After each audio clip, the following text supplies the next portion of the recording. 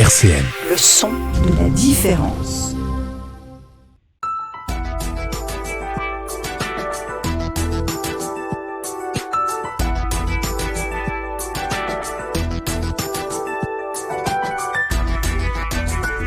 Handicap 360 sur RCN.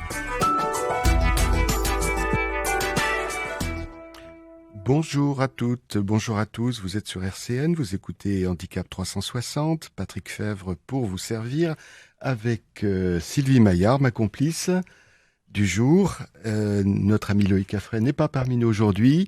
Nous avons des invités que nous avons déjà reçus à deux occasions, mais séparément. Aujourd'hui, on les reçoit ensemble parce qu'ils ont des projets communs. C'est José Salas, le directeur général de la LAG, et donc c'est Joël Barrette, le directeur général de Ville et Services. Bonjour à tous deux, bienvenue. Bonjour.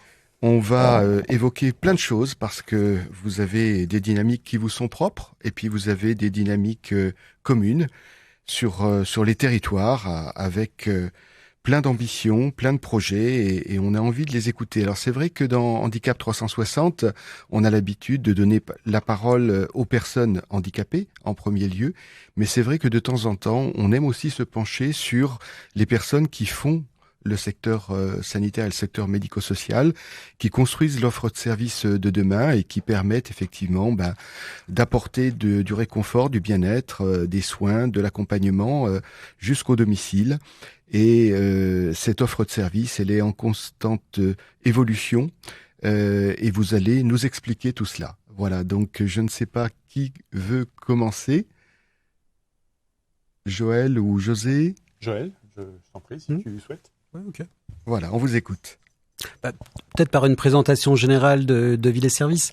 Ville et Services, on existe depuis 23 ans. On accompagne vraiment les personnes en situation de fragilité au domicile, qu'il s'agisse de personnes âgées, de personnes isolées, mais aussi de personnes en situation de handicap. Et c'est un de nos marqueurs, et ce depuis 23 ans. Avec une forte implantation territoriale sur toute la métropole du Grand Nancy, le Sud Nancien et l'axe lunévillois. Et nous avons renforcé ce partenariat et cette action depuis maintenant quelques années, depuis 2017, avec ALAG, en créant un service polyvalent d'aide et de soins à domicile, un SPASAD, qu'on a co-construit entre deux partenaires externes. Et ce partenariat innovant, qui répondait à un appel à projet de l'ARS et du conseil départemental, nous a permis de créer progressivement une véritable alliance.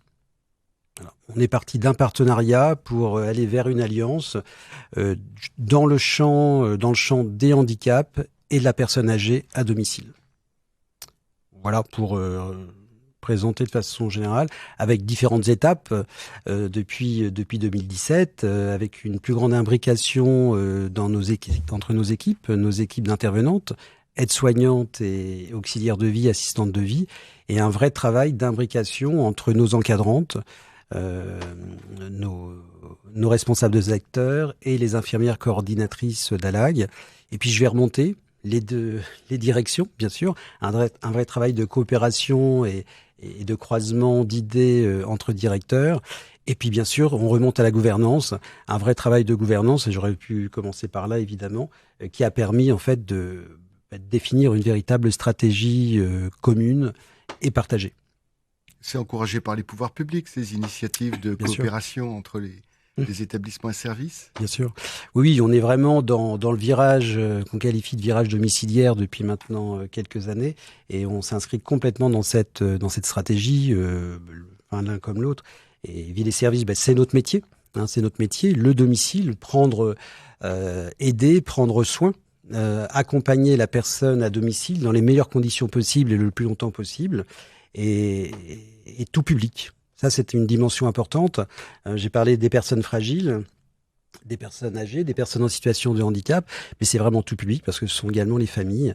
Et à travers les familles, ce sont aussi les enfants, potentiellement, de ces personnes fragiles en situation de handicap, avec des aides nouvelles, on en reparlera tout à l'heure, qui permettent aussi des interventions complémentaires.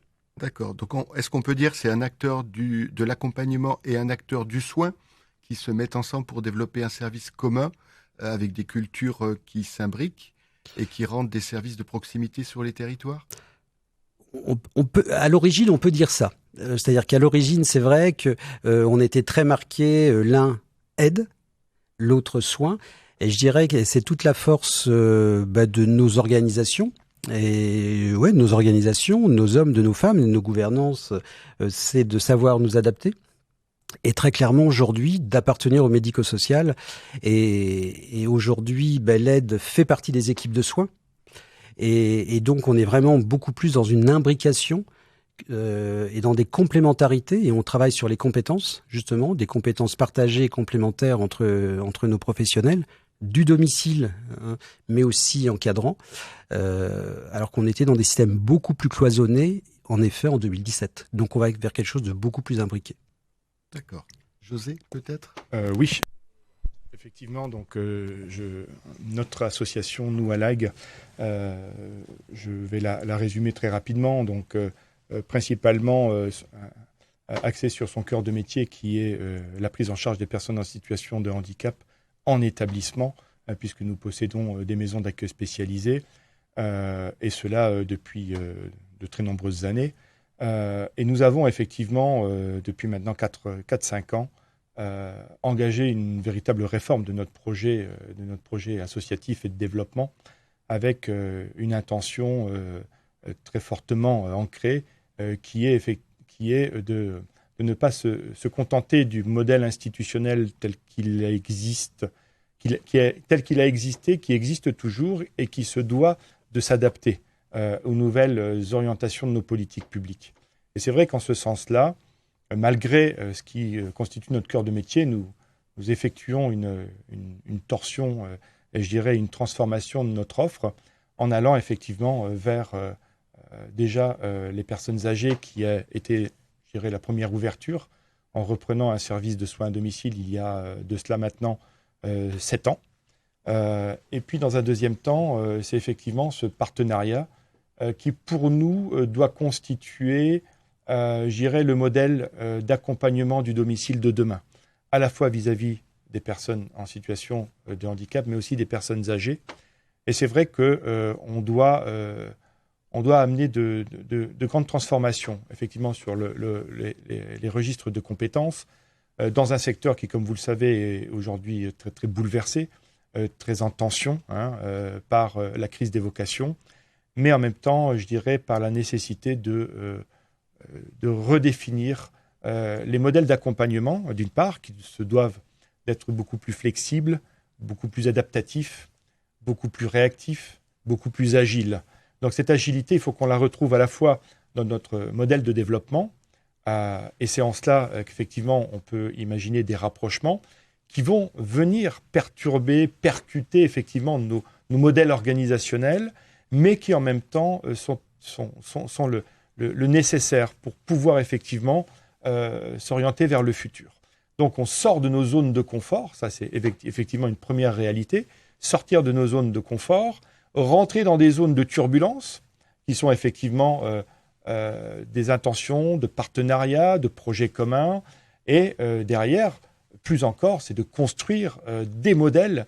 Et c'est vrai que ça ne se fait pas en un coup de cuillère à peau, ça se fait au long cours, ça se fait aussi après vérification des enjeux, des bonnes stratégies, des opportunismes qui peuvent se présenter. Et en cela, je dirais, on s'est positionné de manière très à l'affût depuis maintenant un certain temps. Alors, certains diraient opportuniste. Non, je dirais plutôt, une vigilance par rapport aux stratégies d'avenir qu'il y a lieu de saisir et qu'il y a lieu d'élaborer ensemble. Et ça, effectivement, c'est assez bien acté dans nos principes, je dirais, d'union, sur la manière dont on a envie de définir ce secteur d'activité, effectivement, qui aura pour ambition, grâce à cette association, de définir un panel et d'avoir un panel pouvant répondre à la notion de parcours des personnes et de permettre à la fois les évolutions des personnes, mais aussi les régressions, et de composer avec toute cette complexité que représente justement la logique de parcours et la nécessité de pouvoir accompagner selon les capacités, selon les compétences, selon les aptitudes, selon la volonté des personnes de progresser et d'évoluer, mais toujours en étant présent et attentif, en apportant la réponse qui correspondra.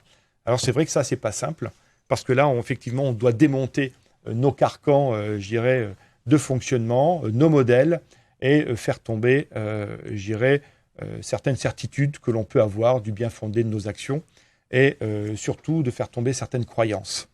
Donc c'est pas j'ai envie de dire, c'est pas quelque chose de simple en soi, surtout si on a envie effectivement de définir et élaborer ensemble une stratégie. Votre première œuvre commune, le Spasad, vous avez pu déjà mesurer les effets pour les personnes, c'est-à-dire qu'on est bien dans un dispositif qui se décline au domicile de l'usager, donc avec effectivement l'ambition d'être peut-être une alternative à l'EHPAD. Est-ce qu'on peut dire ça?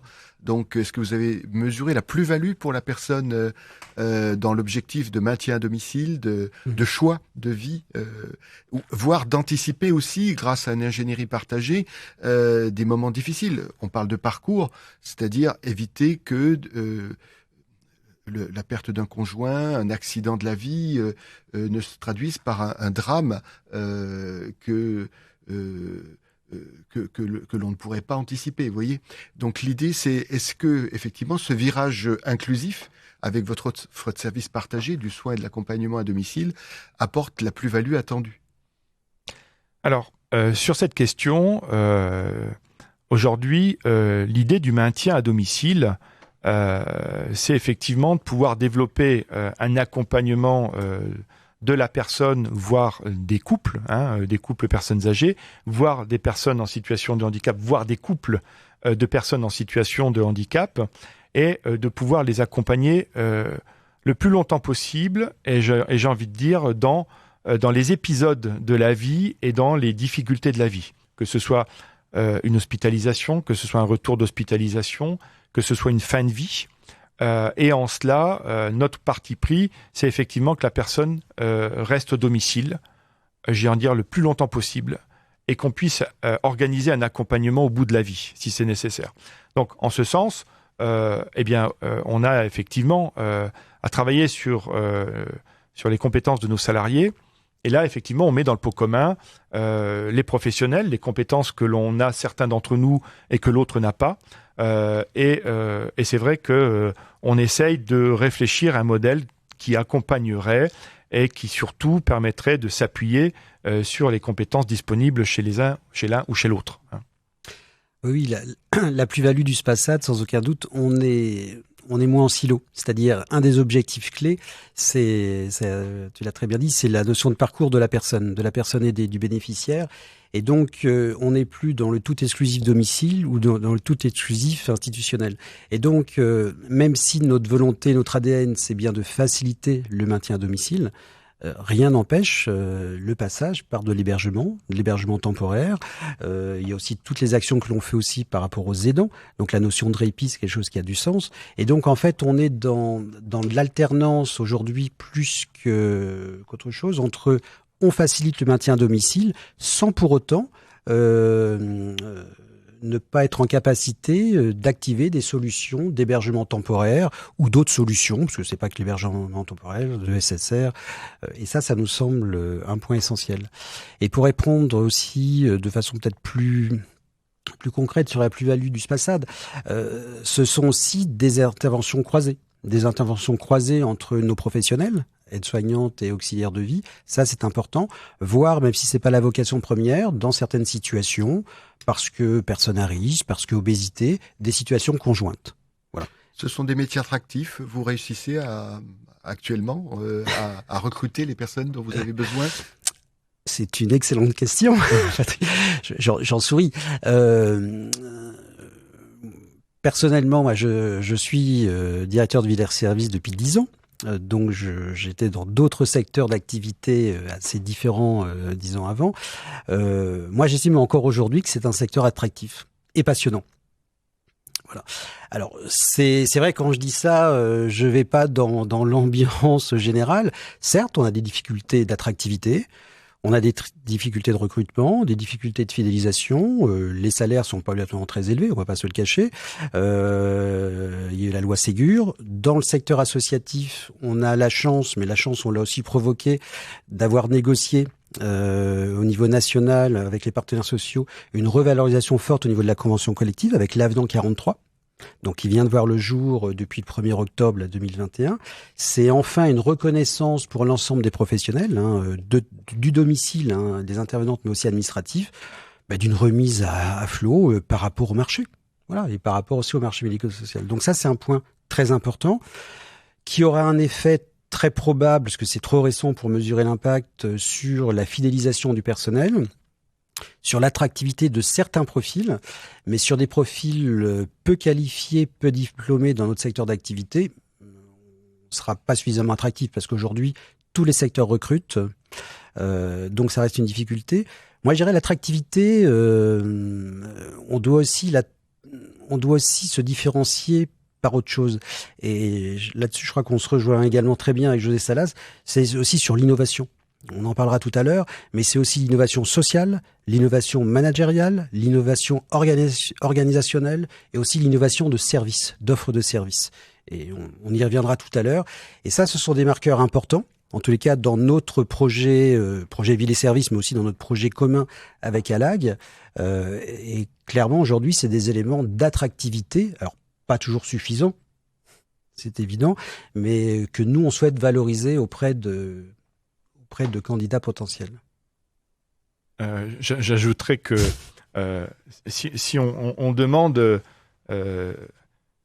aux dirigeants la passion est-elle toujours présente et la conviction est-elle toujours présente, oui, sur cette question il n'y a pas de souci. Se dire que le secteur, je dirais, perd en attractivité, je crois qu'il y a une réelle perte de la vocation. Mais c'est un contexte un peu artificiel. Il est aussi très fortement oppressé par la situation de Covid, qui, sur le plan psychologique, réinterroge, je dirais, la vie dans sa globalité.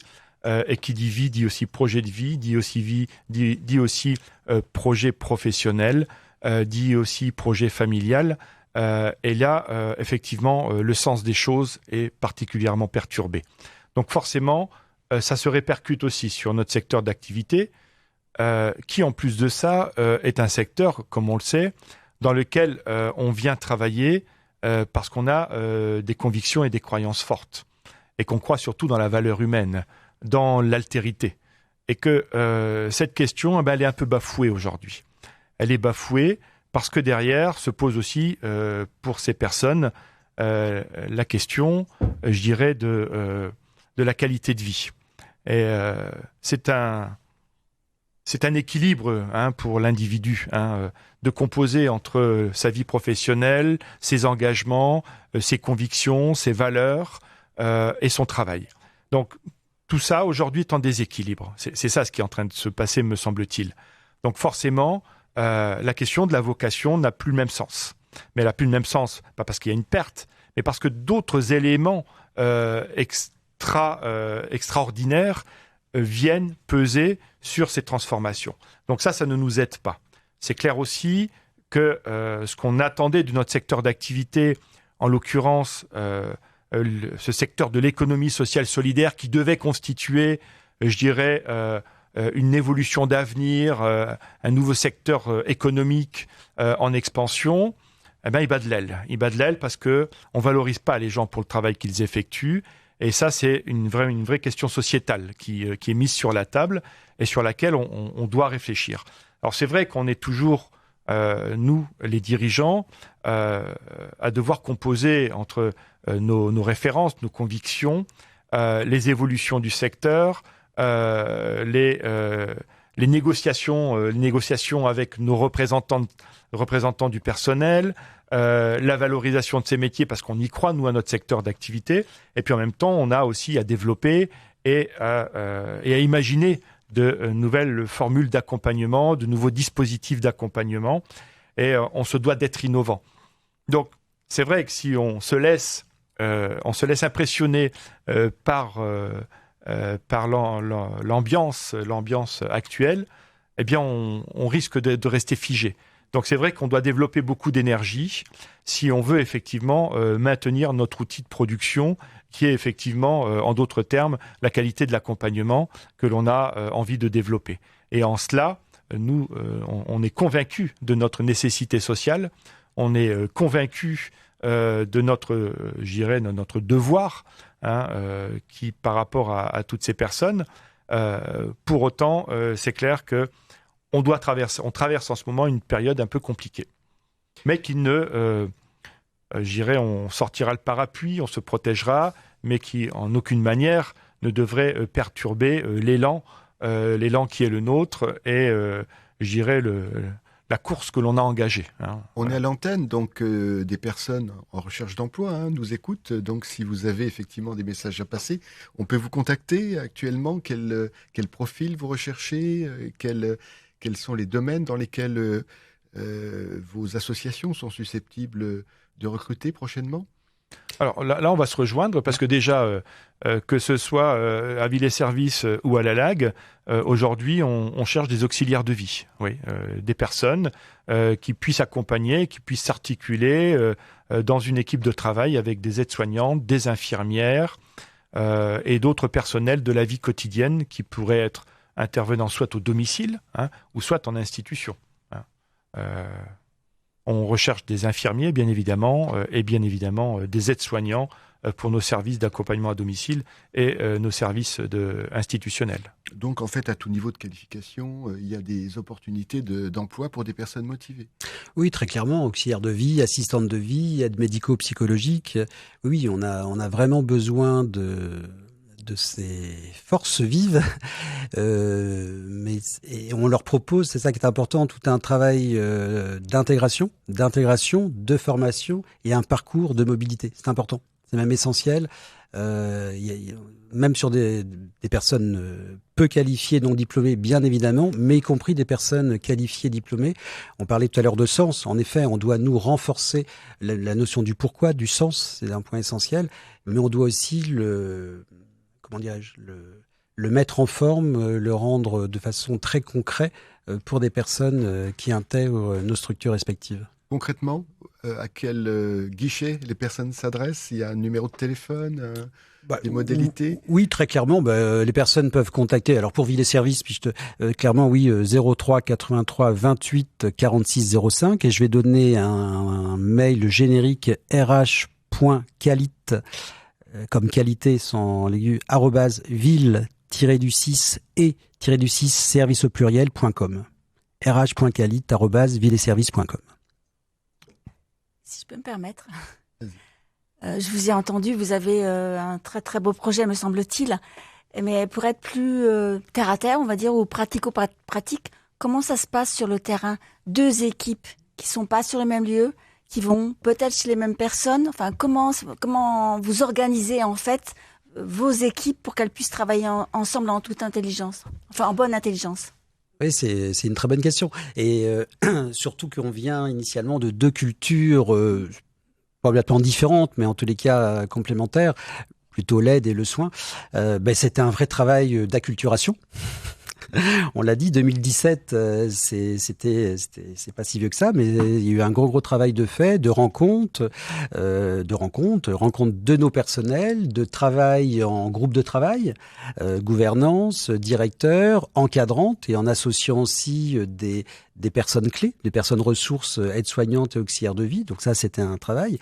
Et ensuite, plus concrètement, c'est une référente SPASAD, aujourd'hui, qui est une infirmière coordinatrice, qui a la responsabilité, qui assure la coordination, la coordination des équipes entre encadrantes, et qui assure aussi des réunions régulières avec les équipes de terrain, donc en présence de la responsable de secteur, auxiliaire de vie, aide-soignante, sur des situations précises concernant tel bénéficiaire ou tel autre, de façon à réguler, coordonner, dans la notion, dans le cadre d'une équipe de soins. Parce qu'en fait, c'est vraiment, je crois, le principe qu'il faut garder, le décret de 2016, c'est la notion d'équipe de soins, avec un partage de données, partage d'informations, partage de pratiques, Et tout à l'heure, on évoquait les parcours hospitalisation, retour, réhospitalisation.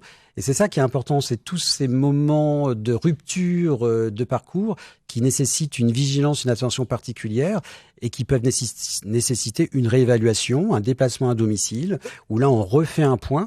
Et donc c'est sans aucun doute la plus-value, la question que tu posais tout à l'heure, la plus-value en termes du SPASAT, c'est notamment cela, c'est la coordination et ce que l'on en fait.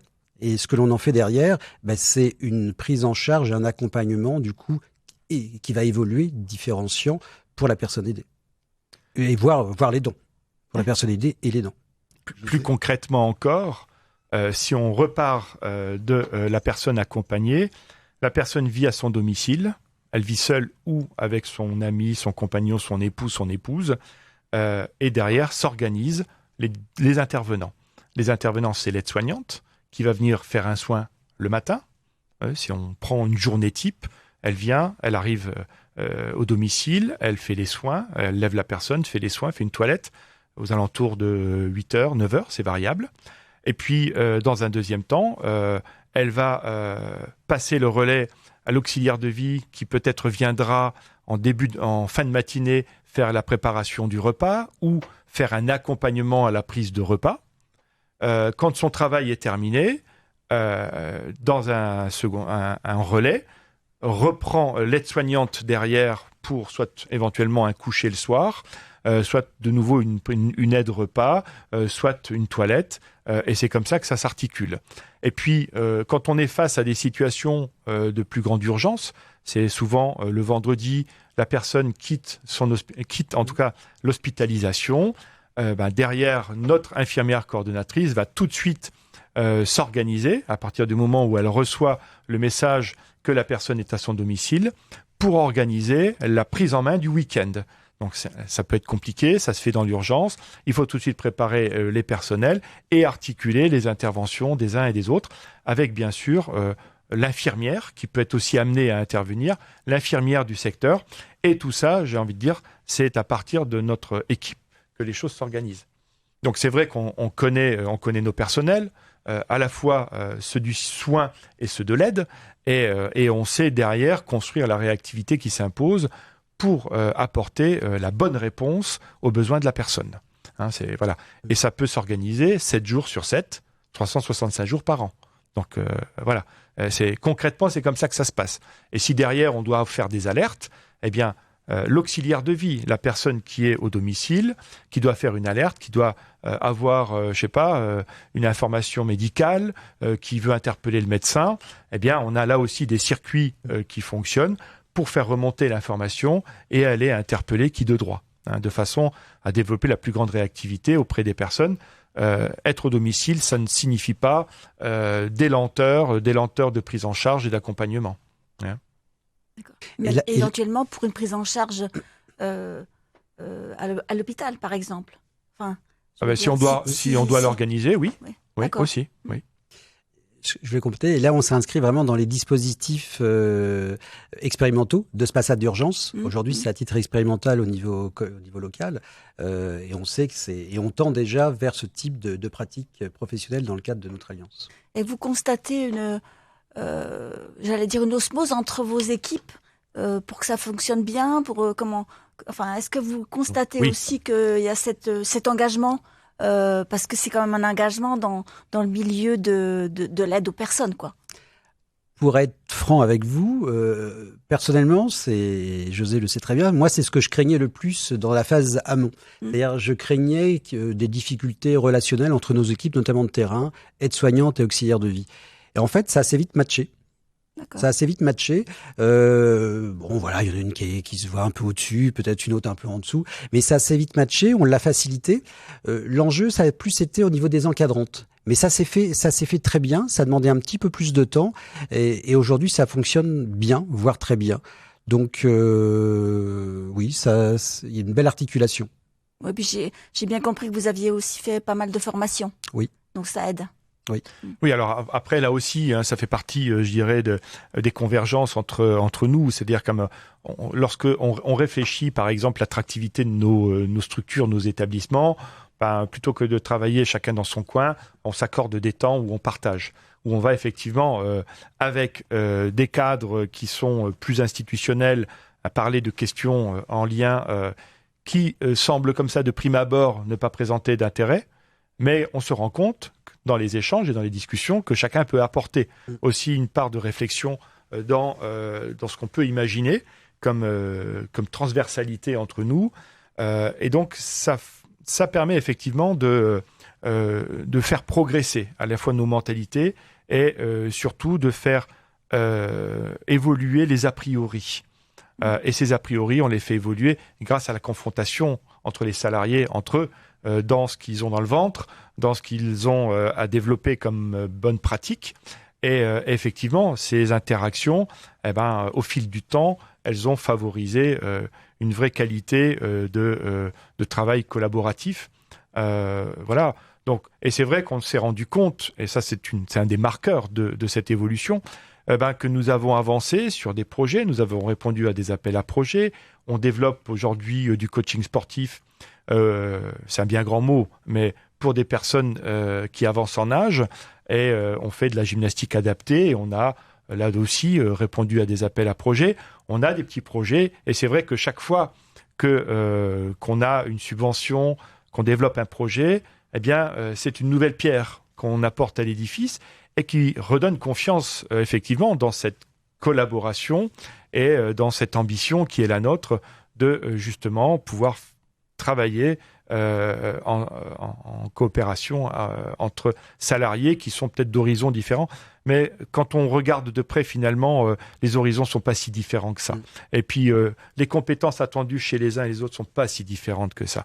Aujourd'hui, si on pouvait effectivement niveler les salaires, ça apporterait un vrai plus et ça permettrait effectivement de donner encore plus d'égalité et de sentiment d'égalité de traitement entre les unes et les autres, parce que je pense que c'est pas aussi par cela qu'on va pouvoir faire évoluer nos professionnels, leurs compétences et surtout le modèle d'accompagnement qu'on imagine.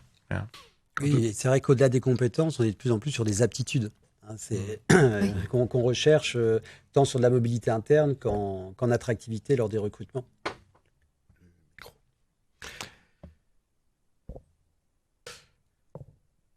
Voilà, merci.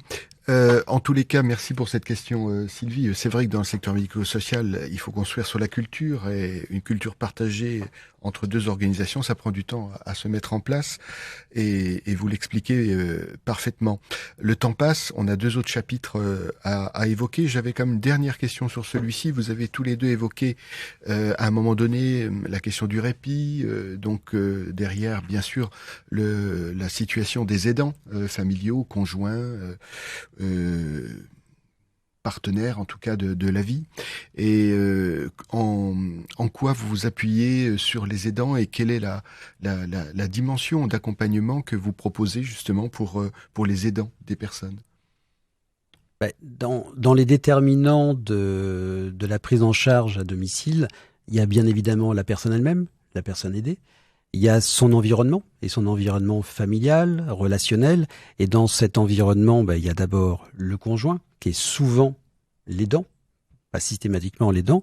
Et puis il y a bien sûr l'environnement médico-social et l'environnement en tant que tel, le domicile. Le domicile, quel qu'il soit, la résidence, l'appartement, la maison. Et si on revient sur l'environnement proche, quand un conjoint se retrouve à un moment donné en situation difficile, parce que on le sait, les statistiques démontrent à quel point les aidants familiaux sont épuisés bien avant même la personne aidée, qui elle-même, à un moment donné, peut être plus ou moins consciente de la situation. Et quand cette même personne se retrouve avec le qualificatif d'aidant, quelque chose qu'elle vit très très mal. C'est un retour qu'on peut avoir, mais c'est une réalité. C'est stigmatisant. C'est stigmatisant, tout à fait. Donc, un de nos objectifs, c'est dans le cadre de la politique nationale et la politique locale des aidants, c'est de ne pas être un millefeuille supplémentaire, mais c'est de pouvoir apporter, tout en tenant compte des dispositifs existants, c'est de pouvoir apporter des services complémentaires. Et on en parlera peut-être tout à l'heure dans le cadre de la maison des services, que notre projet maison des services, de l'aide, du soin, de l'accompagnement et des aidants, on a clairement cette volonté, cette vocation à pouvoir apporter des à la fois de la structure, des services aux aidants. Il y a un service qui existe, qui fait référence en Meurthe-et-Moselle, c'est le groupe Orchidée, un groupe de parole Orchidée. Voilà, et pour nous, ça a du sens d'être en proximité et de mettre des services et des moyens à disposition des personnes. Donc, nous construisons actuellement très clairement une offre qu'on souhaiterait partager au sein de la maison des services. Voilà, je peux pas encore en dire beaucoup plus aujourd'hui. Ce sont des volets thérapeutiques, volets sociaux également. Oui, psychologique, thérapeutique, social, parce que se pose souvent la question en effet sociale et financière, avec des solutions de répit qui sont encore aujourd'hui relativement méconnues de la part des intéressés. Elles existent. Oui, ces solutions de répit existent, bien entendu, et on souhaite être plus qu'un relais, on souhaite être un acteur avec les politiques locales, territoriales, pour mieux les valoriser. Et puis, je vais peut-être te laisser continuer. Oui, je voulais simplement ajouter dans la définition que tu donnais tout à l'heure de cette maison, on a précisé de l'accompagnement. Dans l'accompagnement, il y a le terme accompagner. Accompagner, c'est marcher à côté d'eux. C'est pas faire à la place d'eux. Et je crois que ça, c'est une référence importante. C'est-à-dire qu'on est en rupture avec un modèle d'accompagnement qui était celui des années 2000, où effectivement, on prenait en charge. Et aujourd'hui, dans le modèle qu'on essaye qu'on veut imaginer, c'est de pouvoir effectivement redonner la place aux personnes, leur donner leur capacité de décision, d'autodétermination, pour ne pas en faire des assistés encore plus. Et donc, c'est vrai que ça passe aussi par un savoir-être, et un savoir-être dans l'accompagnement au quotidien, mais aussi dans le mode d'approche et de gestion des sollicitations, des interpellations. Et là, c'est vrai que on a un très gros travail, puisque on se rend compte que la culture qui domine, c'est une culture de consommation, de redevabilité. Et donc, on doit le travailler. On doit le travailler quotidiennement, dans la façon dont on répond, dans la façon dont on écoute les aidants, justement, pouvoir des fois nous solliciter. Et on comprend bien la difficulté qui est la leur, la souffrance qui est la leur, quand ils sont face à l'usure de l'accompagnement, face à la fatigue, face aux années d'accompagnement. Et c'est vrai que on essaye de comprendre leurs difficultés, et ça passe justement par une façon de considérer justement leurs besoins. Et dans cette perspective, on essaye d'améliorer effectivement cet accompagnement en essayant d'être au plus près de leurs besoins, sans faire à leur place, bien évidemment, parce que c'est aussi ce sur quoi on compte, c'est leur présence active auprès de la personne ou en situation de handicap ou avançant en âge, de façon à ce qu'elle puisse avoir un relais. Donc c'est vrai que c'est des questions importantes pour nous et qui sont aussi les fondements de notre philosophie d'intervention. C'est important quand même. Merci. On vous propose une pause musicale avant de poursuivre notre questionnement. Il y a encore plein de choses à voir. Vous avez attisé notre curiosité. On parlera des activités du GIP sur lesquelles vous êtes penchés. On parlera justement de la maison des services. Donc, mais avant cela, une petite pause musicale. Voilà, nous reprenons le cours de notre émission avec José Salas, Joël Barrette en compagnie de Sylvie Maillard. Voilà.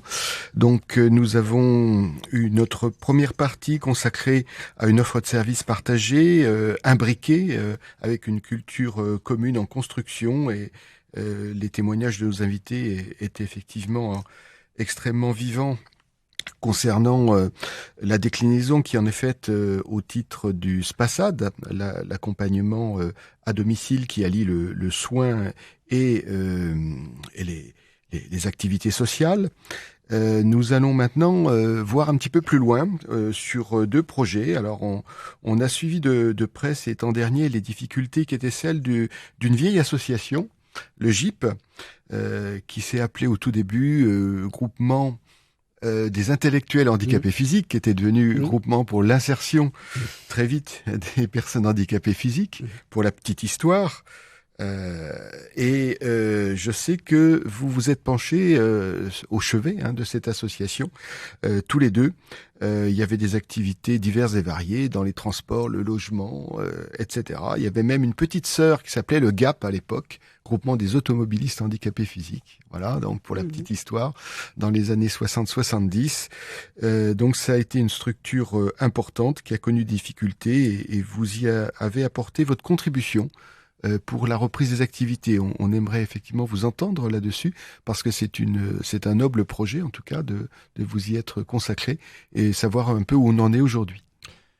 En effet, nous avons en avril 2020 été sollicités par l'association GIP qui rencontrait des difficultés. C'était le début du Covid et des personnels avaient commencé à quitter l'association et à cette période-là, la directrice avait annoncé aussi son départ.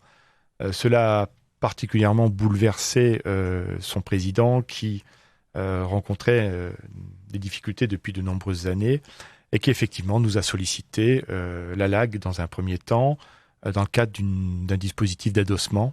Et donc nous avons effectivement repris en main cette association à partir de cette date avec l'équipe encadrante de la LAG et avons, dans le cadre de ce mandat de gestion, commencé à reprendre un peu les activités. Donc je rappelle que les activités, c'était surtout une activité de soins à domicile pour des personnes en situation de handicap, 25 places, et quelques personnes âgées, et un service d'aide à domicile à hauteur de 70 000 heures par an pour des personnes âgées et des personnes en situation de handicap. Les difficultés internes, on en a très rapidement pris conscience et nous avons travaillé à cette reprise en main dans un contexte difficile puisqu'on était en plein Covid. On est arrivé quand même à valider un principe qui a été une cessation partielle d'actifs au cours du printemps 2021.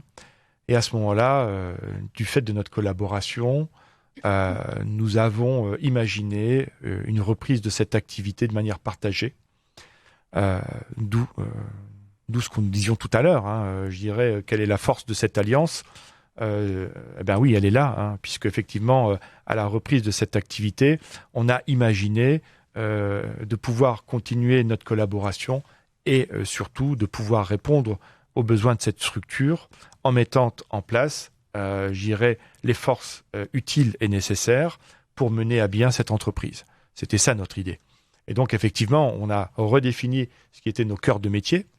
Et effectivement, à partir de là, nous avons repris l'activité à deux, Ville et Services ayant repris l'aide à domicile, qui comprenait à la fois l'activité de jour et l'activité de nuit, puisqu'on a une surveillance.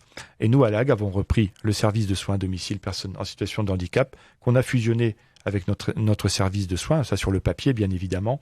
Et puis, on a aussi repris l'unité de logement et de services, qui est un habitat inclusif de 14 logements situés à Nancy-Centre, et qui, effectivement, a été aussi un projet enclenché de suite après l'adossement en juillet 2020, de façon à pouvoir accueillir les premiers résidents, les premiers locataires, puisque c'est un projet monté en commun avec OMH, le bailleur social, qui effectivement a créé ces 14 logements adaptés avec une domotique adaptée et derrière une prestation sur site qui s'appelle une permanence.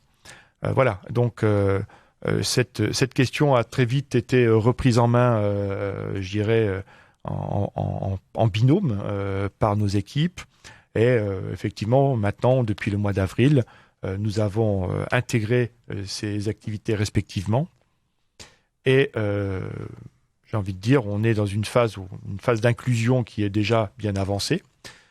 Et on a forcément eu un certain nombre de déconvenus, puisqu'on a eu des départs, inévitablement. Le changement occasionne souvent des départs.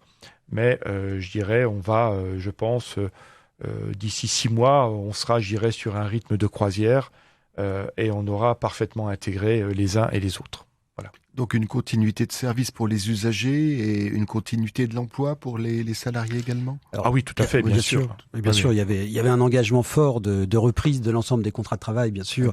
Et ça, c'était un enjeu social et sociétal très très important pour le GIP, mais aussi l'ensemble des parties prenantes, qu'il s'agisse du conseil départemental, l'ARS, mais aussi les collectivités locales, bien entendu, en matière d'emploi, c'était quelque chose de très important.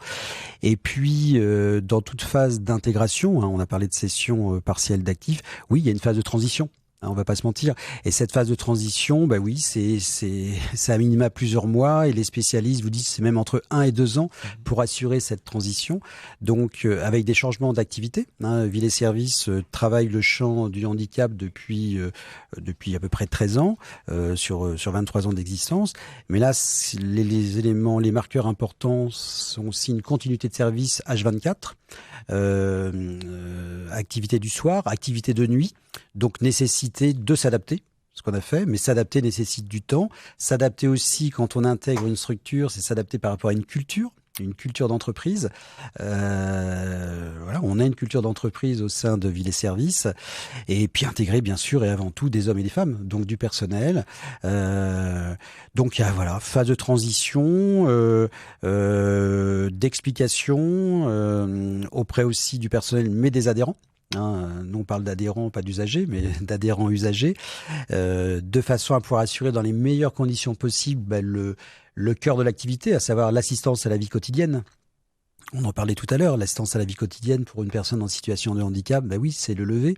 C'est le lever, c'est l'aide à la toilette, c'est l'aide à l'habillage, l'aide au repas et tout ce qui va lui permettre d'avoir une vie la plus normale, la plus fluide possible dans une journée, mais pas que.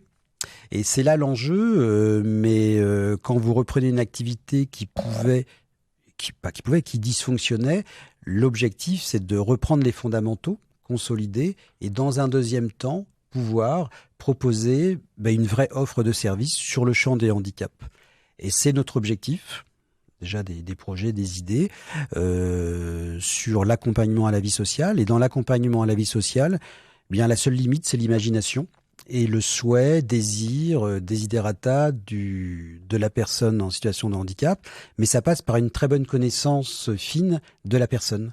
Donc, de se rendre au domicile, c'est ce que l'on fait, de réaliser à nouveau des réévaluations ou des évaluations, et avec tous les déterminants dont on parlait tout à l'heure, pour monter un véritable projet personnalisé. Alors, c'est pas toujours facile.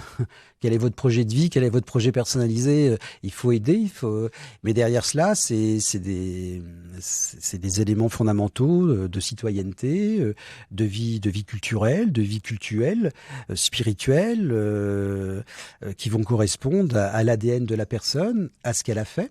Et une des caractéristiques dans la reprise du GIP, c'est un certain nombre d'adhérents sont encore relativement jeunes, ça c'est un marqueur important, et encore en activité. Donc ça c'est quelque chose qu'on ne retrouve pas dans d'autres structures.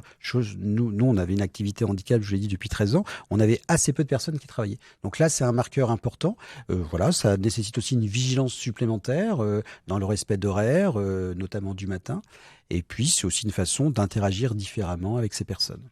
L'activité transport, vous n'avez pas parlé, elle n'a pas fait partie du package de reprise. Non, l'activité de transport, en fait, c'est une activité qui est, c'est vrai, historiquement liée au GIP, mais qui est scindée depuis maintenant de très très nombreuses années, je ne saurais pas dire depuis combien de temps, et qui est le Synergip, mais qui est absolument pas concerné par le dispositif. Pour autant, on a un projet dans le cadre de l'accompagnement à la vie sociale de pouvoir proposer et mieux structurer une offre d'accompagnement véhiculé. Voilà, ça c'est quelque chose d'important, à la fois pour nos personnes en situation de handicap et personnes âgées.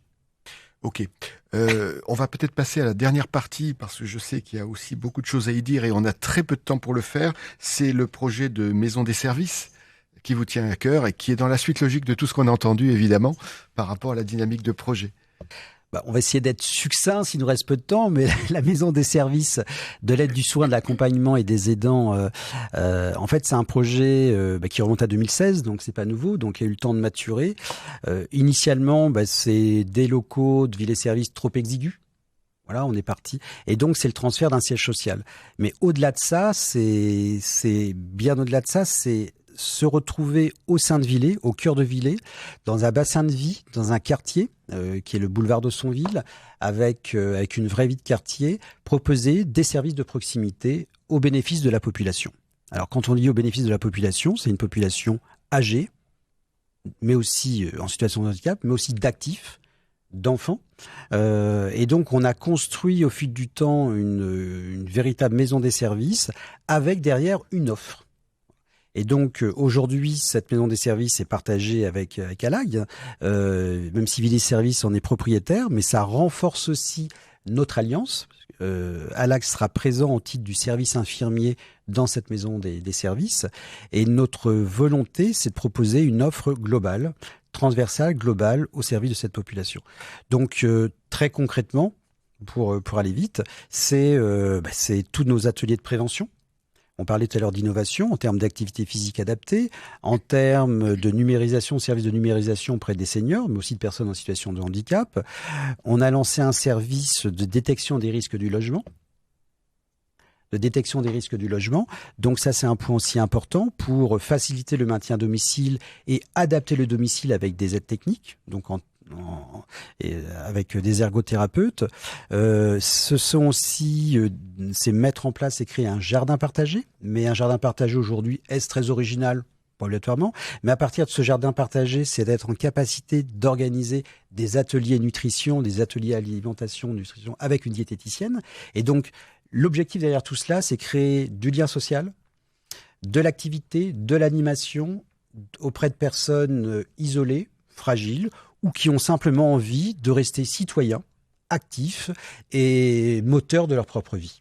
Un beau projet. Le mot de la fin, José ? Écoutez, le mot de la fin, pour moi, c'est pas la chose la plus simple.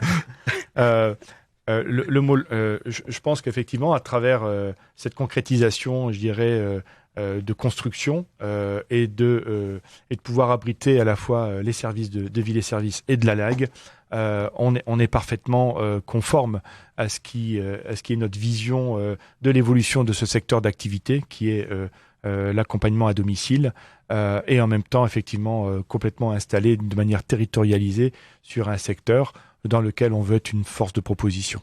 D'accord, merci beaucoup. On y consacrera une émission, promis.